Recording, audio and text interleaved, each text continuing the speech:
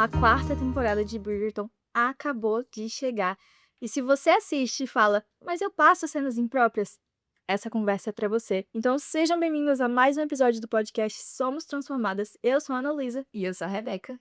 e vamos começar essa conversa polêmica. Uhum. Hoje a gente tem muita coisa para conversar. A gente vai falar de forma específica sobre a série Bridgerton, mas também a gente vai trazer outros princípios que nós precisamos ter em vista, que vão ser princípios que a gente pode aplicar tanto em filmes quanto em livros. Esse aqui foi um tema, né, Ana, que tava muitas meninas nos chamando para falar sobre isso, que é a questão de romances hot.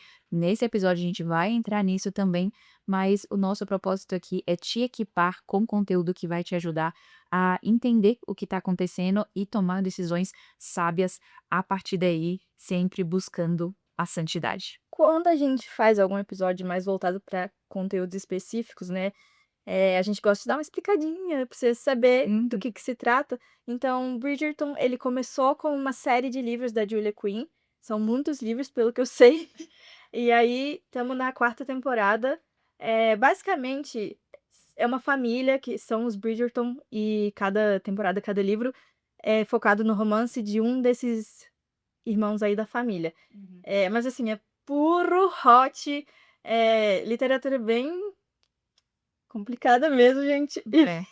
Tem algumas coisas que a gente pensa assim: "Nossa, mas são muito óbvias, né, que são coisas a serem evitadas", ou então tem alguns pecados muito grotescos, assim, mas ao mesmo tempo, quando ela vem, de certa forma, embalada em uma cena de época, numa época de regência, que salvo engano se passa na regência inglesa, muitas vezes a gente acaba deixando a guarda baixar de uma forma que a gente não deixaria com outro conteúdo. Por exemplo, quando lançou os 50 Tons de Cinza, quase um consenso entre os cristãos era de que aquilo dali não é conteúdo apropriado para cristãos.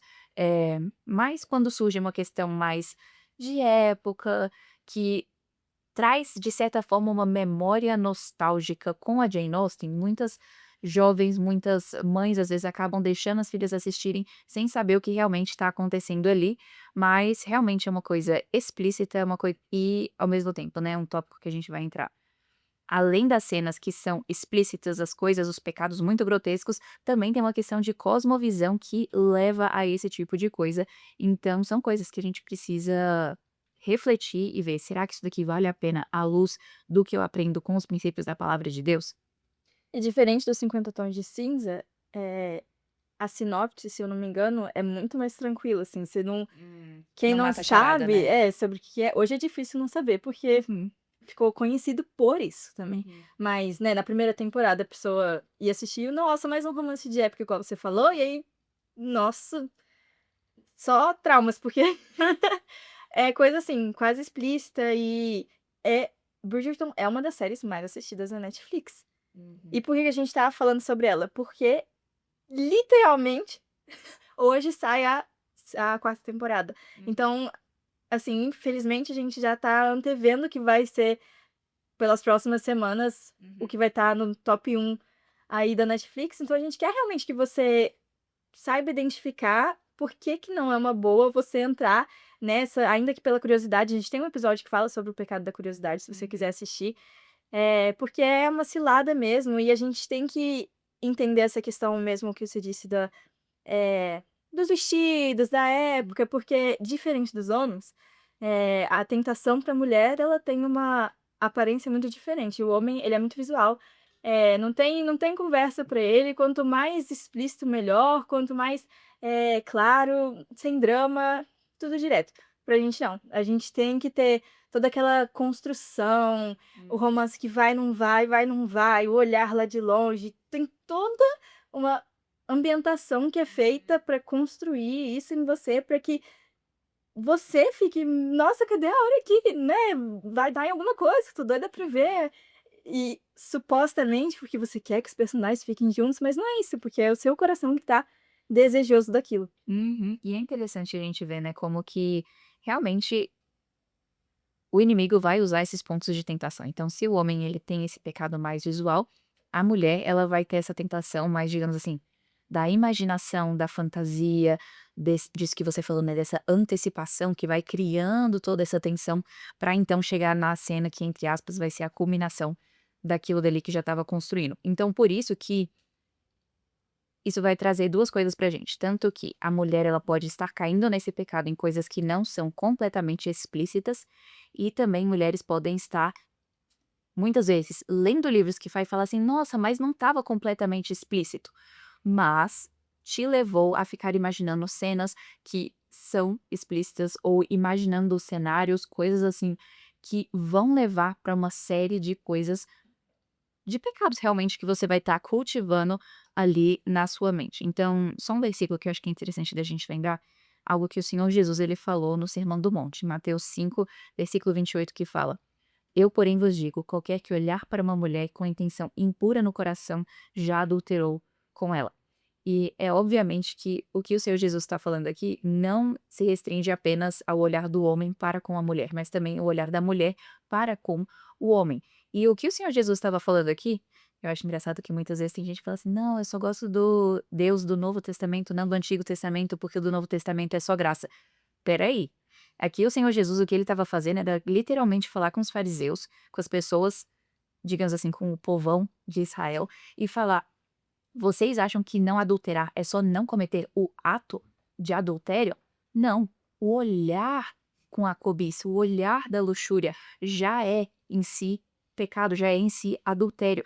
Então, esse é um tema interessante pra gente não falar assim: "Ah, mas", digamos assim, "eu tô esperando para o casamento. Ah, eu sou casada, mas obviamente eu sou fiel ao meu marido." Mas e o que tá acontecendo na sua mente? Você tá consumindo aquelas coisas que vão te levar para um loop, para um ciclo de não conseguir parar de imaginar coisas, porque aquilo que a gente vai dando de indulgência para nossa mente, ela vai acumulando a ponto de se tornar em mais e mais pecados, e a gente vai se prendendo naquilo dali. Então, isso é importante de a gente levar em consideração o que a Ana falou, de que existe essa tentação diferente para homens e mulheres, e as mulheres precisam estar muito atentas para perceber assim: "Eu tô muito envolta nessa história. Essa história tá me levando a pensar coisas que eu não deveria pensar, tá me levando para o escapismo, tá me levando para um ramo que eu não deveria estar." Então, a partir daí, cortar pela raiz. Mas enfim, Ana, voltando pro Bridgerton aí. Depois a gente vai falar mais sobre essa questão do filtro, mas tem a Esther Engelsmann, né, no livro Transformadas, ela fala sobre isso, de que não é lá ela tá falando sobre pensamentos, é no primeiro capítulo ainda, é muito bom o livro, mas que ela fala vamos aplicar nessa nossa situação, né, de eu passo a cena, eu não tô nem prestando atenção, tô lavando a louça.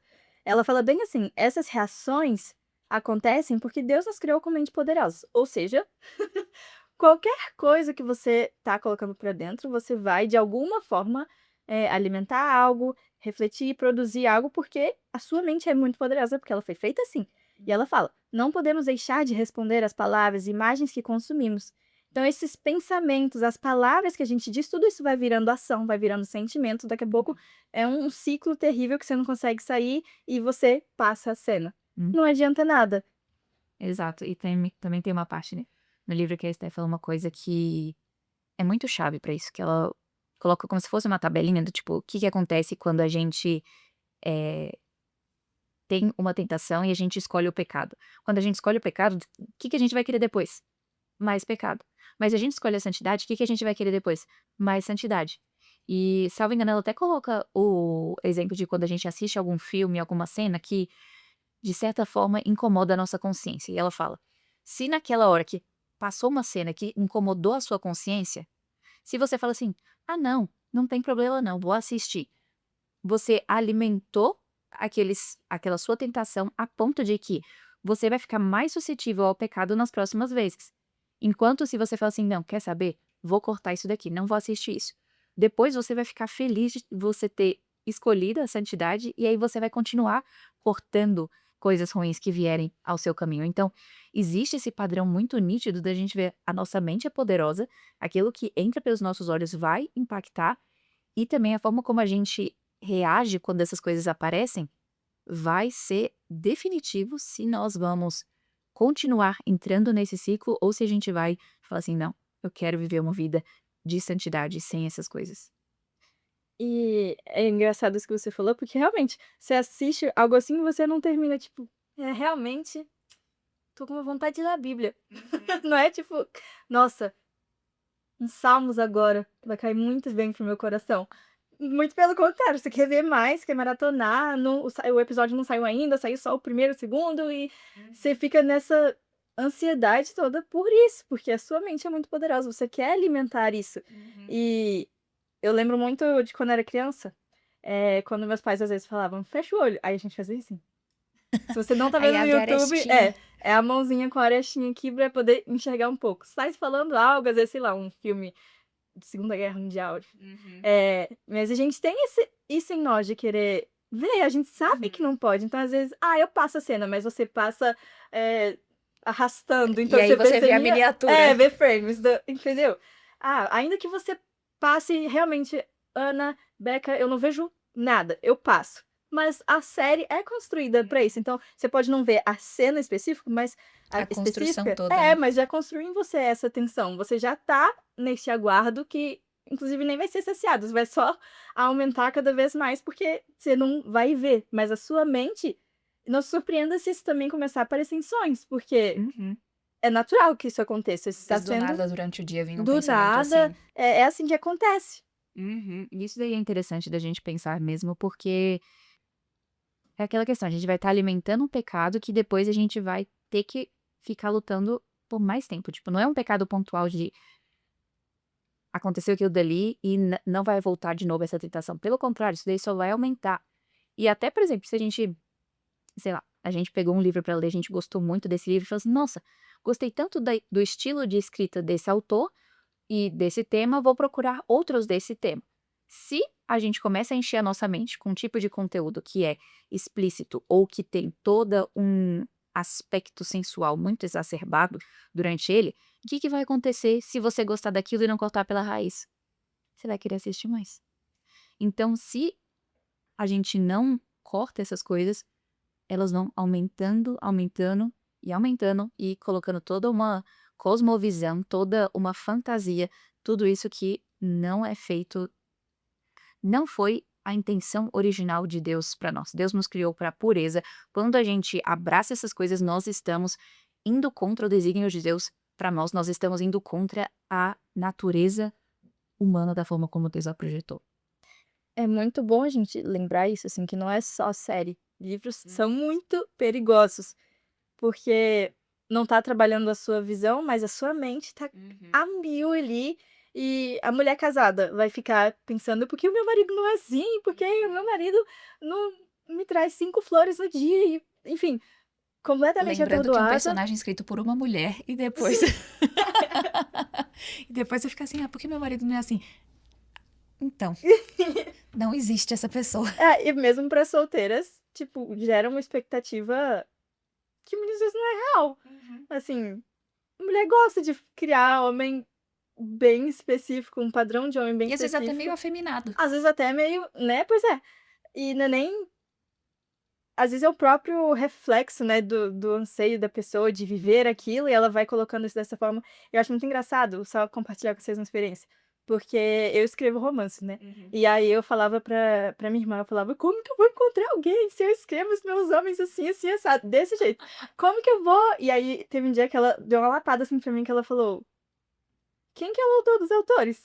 Uhum. Não é porque você escreve homens assim que nunca vai encontrar alguém, do jeito que você gostaria, você vai encontrar alguém muito melhor, porque Deus escreve a história, Uhum. as próprias histórias que você escreve vêm dele antes. Então, só um lembrete pra gente aí, se você é solteira, de que ele é o autor dos Uhum. autores, ele é o autor da sua história, então não é Bridgerton que vai te fazer um padrão de homem, Uhum. é Deus, Uhum. e é Cristo, ele é o nosso modelo principal do que é um homem que ama a sua esposa. E voltando para essa questão de livro mesmo, teve uma vez que eu estava lendo um livro, e não tinha nenhuma avaliação negativa desse livro, ele era cristão. Nenhuma avaliação negativa, e eu: "Nossa, vou ler, né". Tava na promoção, e tal, peguei, aí eu Você foi a comecei primeira avaliação negativa. sim, aí eu comecei a ler, eu: "Gente, será que, tipo, ao longo do livro vai ter um arco de redenção, alguma coisa que o Uhum. personagem vai se arrepender?". Só que chegou, tipo, sei lá, os 10% do livro, o trem foi piorando tanto, e aí eu falei: "Não vou esperar pra ver se vai ter um arco de redenção, se eu tô recebendo isso". Tipo, Uhum. uma coisa é a gente mostrar o mal como o mal, como, por exemplo, tem muitos filmes na Eden Plus que a gente vê, pessoas sofrendo consequências das escolhas ruins que elas fazem. Mas, como num Bridgerton da vida, onde o amor proibido e Pecado é celebrado, o né. pecado é celebrado, justamente na verdade, o pecado é o plot principal, é tipo, Uhum. tudo gira em torno daquela traição, tudo gira em torno daquele, sei lá, Fornicação. é, ótimo, Uhum. tudo ruim. É. Não, isso é interessante, também aconteceu comigo de uma vez, eu tô lendo um livro cristão, de ficção, de romance, e eu acho que eu até te contei disso, que aí no meio do tipo, quis mostrar como que a personagem principal se desviou dos caminhos que ela foi criada, e aí vai mostrar ela com o novo namorado que ela arranjou, e começa a ter umas cenas que você fala assim: Foi o meu pensamento, se isso daqui fosse num filme, eu já teria tirado, porque eu tô indo até o final desse capítulo?" E aí a partir daí eu cortei. Vamos ser claras? Cuidado com a Francine Rivers, de forma mais clara impossível, tipo, ela chega. Tem alguns que ela chega lá, e tem alguns que ela faz toda a vibe e quase não chega. Então fica aí como um alerta para as mãezinhas, É, para as principalmente pra jovens, adolescente. para adolescentes, porque às vezes vai falar assim: "Nossa, não, esse livro aqui tem uma história de redenção sensacional". Pega para ler as revisões, pega para ler histórias de mulheres que entraram em ciclos de pornografia por meio desses livros. Tem relatos sobre histórias assim, então é uma coisa que a gente precisa tomar o cuidado de falar assim: o "Que que eu estou enchendo a minha mente?". Não é só porque se diz cristão que significa que é. Então, essas são coisas que a gente precisa tomar cuidado, especialmente porque, às vezes, quando fala assim: "Ah, ficção cristã", às vezes a gente abaixa a guarda e fala assim: "Vale tudo", só que não é. Não, até porque, querendo ou não, tá crescendo muito. Uhum. Antes era Pouca gente, muito né. muito não é nem era pouco, mas também muito incerto, o pessoal não Hum. pegava, tinha muito preconceito até, mas hoje, por ser algo que vende, tem cada vez mais, editoras mesmo pegando, e não tem um filtro, assim, É. é muita gente mesmo, muito livro ou até mesmo independente, hoje é muito mais fácil você publicar um livro independente, então, não é porque é ficção cristã que é seguro, de verdade, eu bato muito nessa tecla, porque é um perigo. É. Você abaixa total a guarda e fala: "Ó, vamos mais um livro para eu aprender sobre Jesus", e aí você tem que parar em 10% porque tem algo muito explícito ali, entendeu? Uhum. Ou às vezes até uma cosmovisão completamente diferente que não tem nada de cristão, ou então livro às vezes que não tem nada cristão e alguém vai falar assim: "Não, é uma analogia com a história tal da Bíblia", você fala assim: "Não tem nada a ver", mas enfim. Mas voltando ainda nessa questão de livro, na verdade, se eu não me engano, em 2022, nos Estados Unidos, a Colleen Hoover, eu não sei qual dos livros dela, mas eu sei que ela é a que escreveu É Assim que Acaba, Hum. que teve até o filme recente. Foram cerca de 8,6 milhões, Nossa. aham, de exemplares do livro dela em formato físico, e na Bíblia foram 5 milhões nos Estados Unidos. A Bíblia é o livro mais vendido, mas essa diferença horrível que aconteceu em 2022 lá, só reflete É. tudo isso que a gente tá conversando. Os livros da Colinha eu não sei quanto à questão de hot, como é, mas eu sei Pelo que que eu ouvi, também é é, nessa mesma linha. eu sei que tem muita questão de relacionamento tóxico, enfim, Uhum. a gente acho que já conversou sobre isso também, principalmente naquele episódio sobre masculinização das mulheres, alguma coisa assim. Ah, tá. Vale a pena você dar uma conferida aí nesse episódio. A gente fala sobre muita coisa. Mas é muito trágico que um país tenha vendido mais livros nesse estilo do que a Bíblia. Mas aí é interessante a gente ver que, quando a gente vê todos esses dados, não fica tão surpresa, não se torna uma surpresa tão grande quando a gente vê, por exemplo, depois. Acho que pouco tempo depois, ou então mais ou menos nessa mesma época, saíram estudos mostrando que jovens meninas estavam abandonando mais a igreja do que os jovens homens. E hoje, o número de pessoas que mais estão voltando a frequentar a igreja são jovens homens. Então a gente vê que não é por acaso que algumas coisas são direcionadas para jovens mulheres. A gente vê que existe um ataque satânico realmente direcionado para jovens meninas, porque tanto o próprio feminismo em si, quanto também essas coisas que são feitas para meninas, e sem contar que nos Estados Unidos quem mais vota democrata são jovens meninas solteiras. Então, toda essa coisa aqui que a gente tá vendo é direcionado, assim, esses livros não são por acaso que eles existem, obviamente que existe um lado de pecado, de amor pelo pecado, que leva as pessoas a quererem esse tipo de coisa, mas também existe a questão de que aqui a gente tá indo para um outro lado histórico que eu não imaginava que a gente ia chegar, mas enfim. Quando a gente vai pegar, por exemplo, a história toda da Revolução Francesa e tudo mais, o que a gente vê é que para que conseguisse chegar, digamos assim, numa dominação, uma manipulação das massas, eles precisaram fomentar a questão do amor livre, da questão da liberação sexual. E essa liberação sexual, ela começa, obviamente, num âmbito mais teórico para depois ir para um âmbito prático. Então, quando as pessoas ficam meninas ficam focadas em questões de livros hot, homens se viciam em pornografia. Quando acontece essas coisas, eles ficam, de certa forma, drogados, assim, realmente, e não percebem o que está acontecendo em volta deles, acabam simplesmente seguindo aquilo que o sistema impõe para eles e eventualmente eles vão estar votando em todas as coisas progressistas, vão estar abraçando todas as coisas seculares, sem questionar. Enquanto isso, lares cristãos, conservadores, famílias, são aqueles que rejeitam essas coisas e votam diferente, agem diferente, constroem coisas ao invés de destruírem coisas. Então essa é uma diferença muito grande que a gente vê que, com certeza, não é por acaso que existe esse foco tão direcionado nas jovens meninas.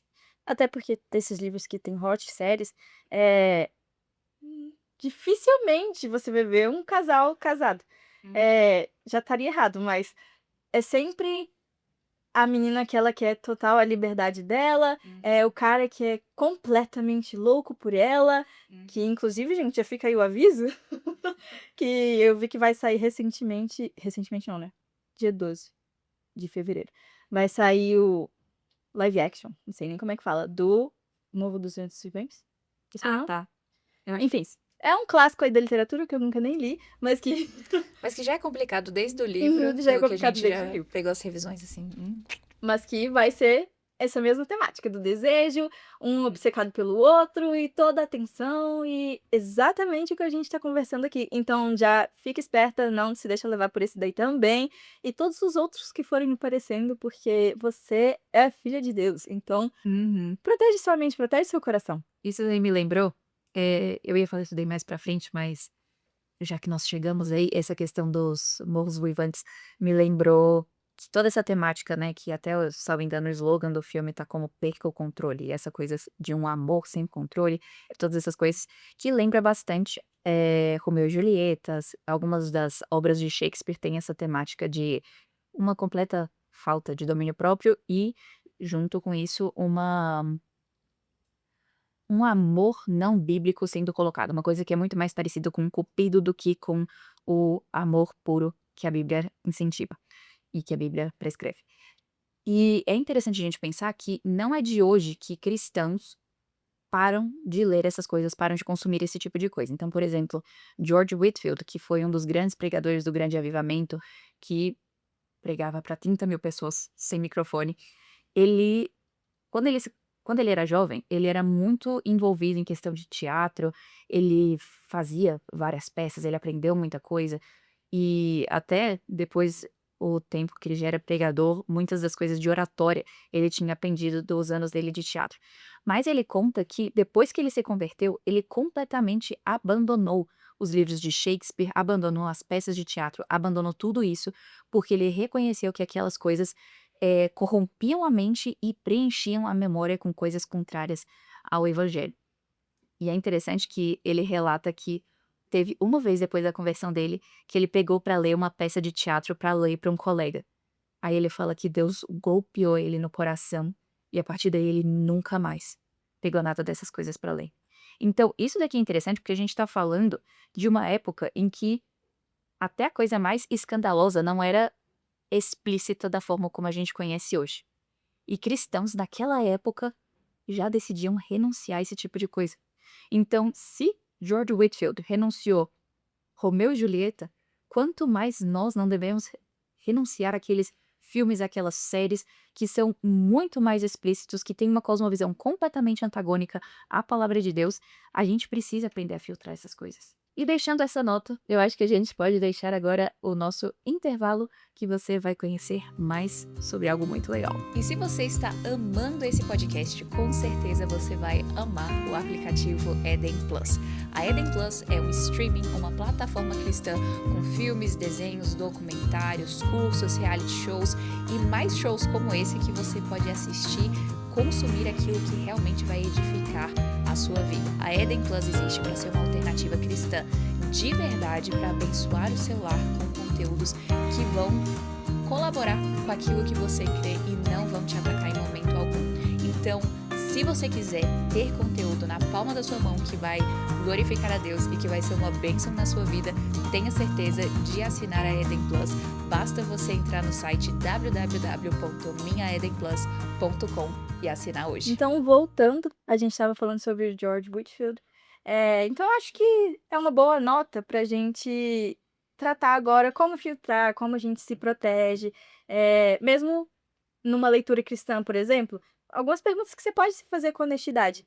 Esse livro tá trazendo uma perspectiva de santidade ao namoro? Aqui a gente não tá nem falando de livro secular, eu tô falando de livro cristão. Tá trazendo uma perspectiva correta ou é só focado no que a gente falou de construir algo, do desejo, do sentimento, da tensão? Deus tá sendo glorificado na sua leitura? Se alguém tirasse o livro da sua mão, você ia ficar com vergonha? Você ia se desesperar?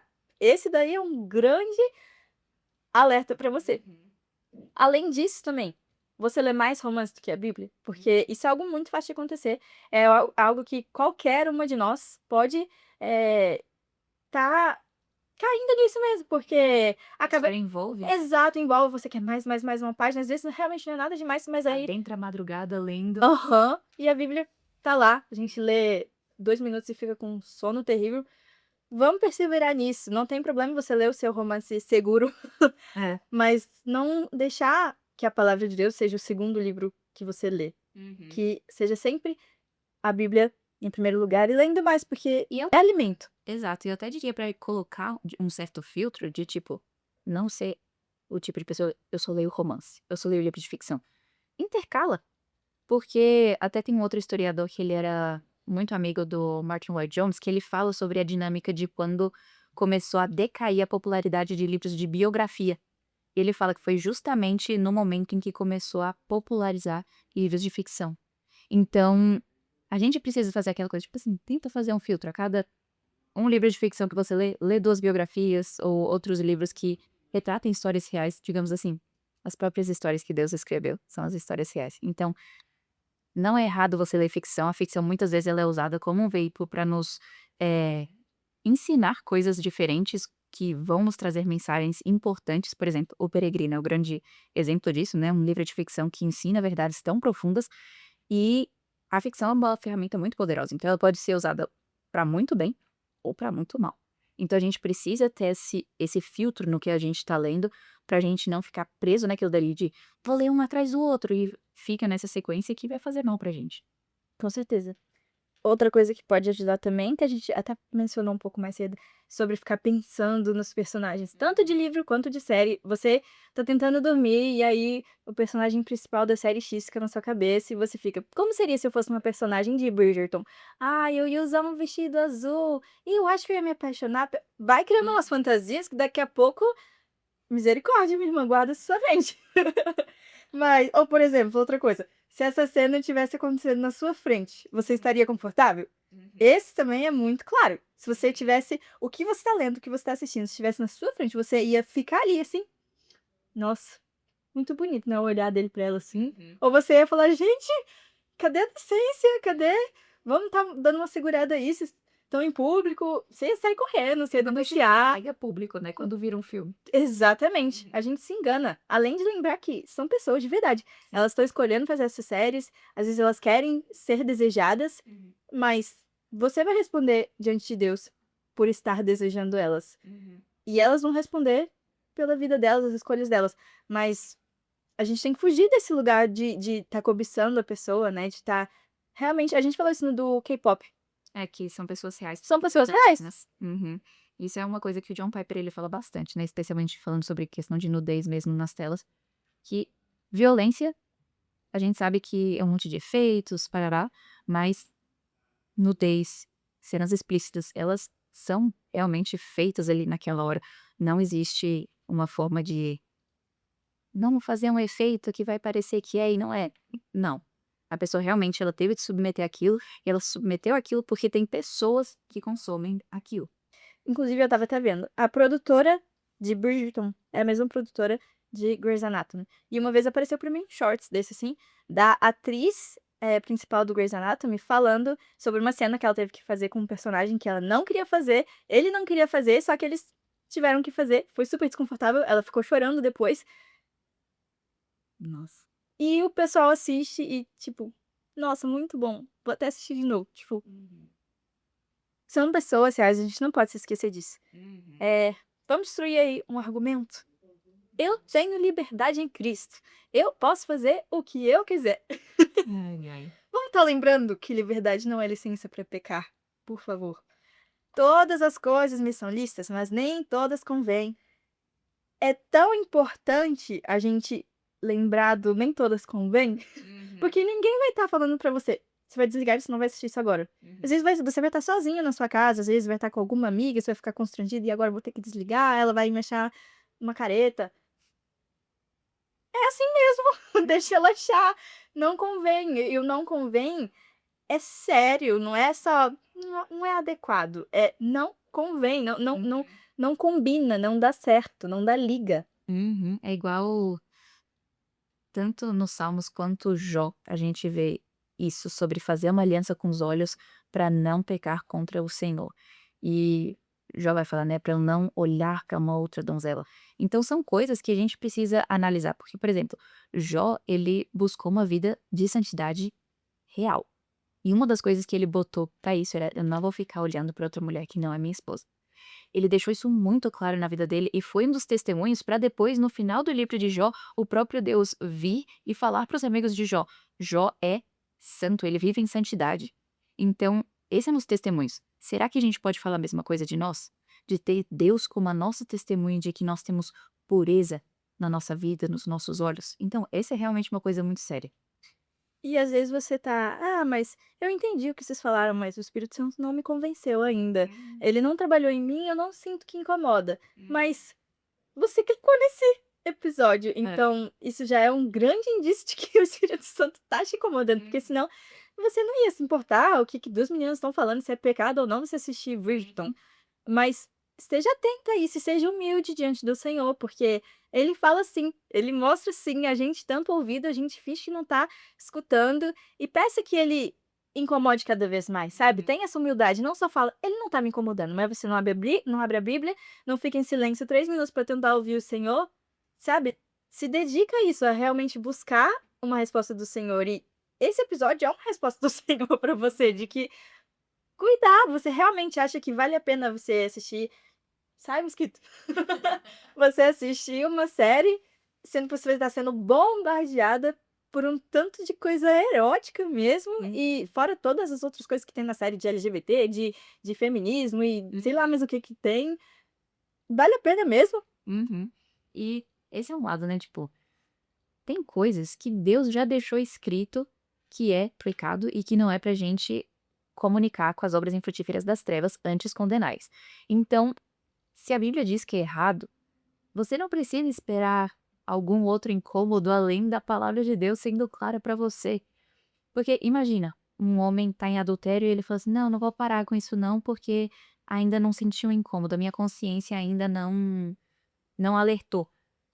Isso diz mais respeito à consciência dele ter sido desligada por meio de várias atitudes que ele fez, que foi desensibilizando ele ao pecado, do que não ser um alerta de Deus. Então, especialmente para aquelas coisas que no início a gente fala assim: "Nossa, isso daqui me incomodou na primeira vez que eu fui assistir, assisti de novo, ah, incomodou menos", e depois a gente vai se desensibilizando. Todas essas coisas, elas deixam rastro. Se a gente lembra que quando a gente foi ver pela primeira vez alguma coisa parecida, alertou a consciência e daí a gente continuou, isso é um grande indício de que você silenciou a sua consciência. E isso é um perigo para você. Imagina se na sua casa tivesse um alarme de incêndio na cozinha e você fala assim: "Nossa, sempre quando eu deixo aqui a comida um pouquinho mais de tempo, dá uma passada, esse alarme toca, quer saber? Vou desligar ele". Aí você vai lá, deixa seu arroz, vai fazer o arroz, esqueceu ele lá, começa a pegar fogo e você não viu por que que você desligou o seu alarme de incêndio. Então, o seu detector de fumaça. Então a gente precisa lembrar que a nossa consciência é um detector de fumaça, mas ela também pode ser desligada. Então a gente precisa estar muito ativo para perceber se esses argumentos que a gente está dando não são uma consciência desligada, que a gente intencionalmente fez isso ao consumir mais e mais pecado. Que é o negócio da renovação da mente, né. Uhum. Você vai renovar sua mente vai ser moldada todo dia, é um processo, é assim que acontece com qualquer pessoa, mesmo quem não quer. Então a gente tem que estar fazendo a escolha de renovar a mente com o que é certo, né, Uhum. Filipenses 4:8. Finalmente, irmãos, tudo que é verdadeiro, respeitável, justo, puro, amável, de boa fama, e se há alguma virtude, algum louvor, é isso que tem que estar no nosso pensamento. E eu tenho certeza que Bridgerton não é verdadeiro, respeitável, justo, puro, amável e de boa fama ainda. Não é de boa virtude, de louvor, entendeu? E não é só Bridgerton, mais uma vez, a gente tá falando tanto de Bridgerton, porque acabou de sair, mas Uhum. são várias séries, vários livros. Se ele não se encaixa em Filipenses 4:8, então você não se encaixa nesse livro, nessa série. Não foi feito pra você, né. Isso aqui é interessante porque, de novo, acho que a gente já falou sobre isso em outros episódios, de às vezes pode estar falando assim: "Tá bom, Beca e Ana, então qual tipo de cena até onde a gente pode ir?". Tipo, não é sobre um penhasco. A gente tem que parar de ver a vida cristã como se fosse um penhasco de você pode chegar pertinho, só não pode cair do penhasco. Não é assim que funciona. A gente precisa ter uma visão muito mais completa, muito mais bíblica de falar: "Eu tenho que ficar o mais longe possível do penhasco". Como que eu fico longe desse penhasco? Ah, não vou assistir filme de romance, nem que seja aqueles bobinhos de Natal, então corta. Não vou ler esse tipo de livro que eu sei que vai me levar ao pecado, então não leia. Seja específico. Tem uma frase muito conhecida do John Owen que ele fala: "Esteja matando o pecado estará matando você". É simples assim. A gente precisa estar matando o pecado. Se você viu que tem coisas que te deixam propensas ao pecado, tira, não negocia. E também, mais uma vez, todos os episódios a gente fala isso, mas buscar a prestação de conta. Uhum. Às vezes, sua mãe Aham. sua mãe é um ótimo exemplo também de um alerta. Se sua mãe entrasse no quarto com você assistindo e você É, imediatamente entra em pânico, é. algo está errado. Uhum. Ela, se ela for, né, uma mulher cristã, claro, temente ao Senhor, ela é uma ótima pessoa para caminhar junto com você, para falar: "Mãe, tô tendo muita dificuldade de não assistir isso. No momento que eu estiver livre, a senhora quer assistir um filme sobre aventura comigo? Um documentário sobre baleias?" Assistir Buddy Davis, mamãe. Buddy Davis, mamãe, por favor, vamos assistir o Laboratório da Lyri. Mas, sabe, chamar alguém pra estar junto com você nesses momentos que são os momentos propícios pra você. Eu me acostumei, todas 6 horas da tarde eu assisto Bridgerton. Então todas 6 horas da tarde você vai sair de casa fazer uma caminhada, todas 6 horas da tarde você vai tomar um café com a sua mãe, com a sua irmã, com o seu pai, sabe.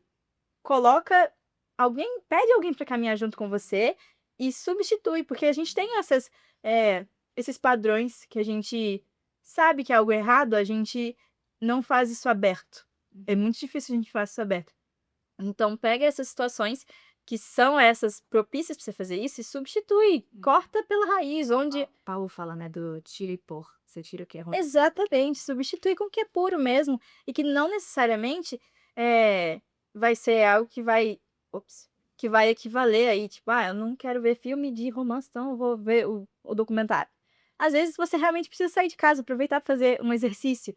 Fazer exercício é muito bom pra você poder deixar sair toda essa tensão que você se acostumou a construir, sabe. Uhum. Então existem alternativas, nós, graças a Deus, não somos reféns de nenhuma dessas situações, principalmente porque Cristo nos libertou. Uhum. Então, a verdadeira liberdade vem da obediência, não vem da liberdade falsa que a gente vê as feministas falando e os livros hot, e então a minha liberdade é eu poder me relacionar com qualquer um. A maior liberdade para uma mulher é poder se relacionar com o marido dela, num caso desses, assim, de segurança mesmo, de saber que ela é protegida, de que filhos vão vir disso e que é bom que seja assim.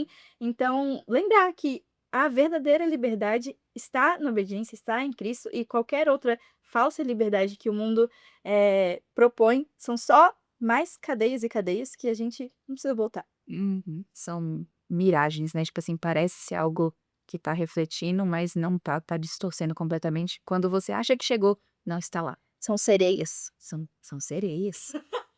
Olha só que profundo. Então, dito isso, fuja das sereias, fuja do canto da sereia que parece bom, mas que te leva para as pedras que vão te destruir. Se você assistiu até agora, comenta: "Vamos fugir das sereias". Muito bem. Comenta aí, vamos fugir das sereias. E obrigada por ter ficado com a gente por mais um episódio.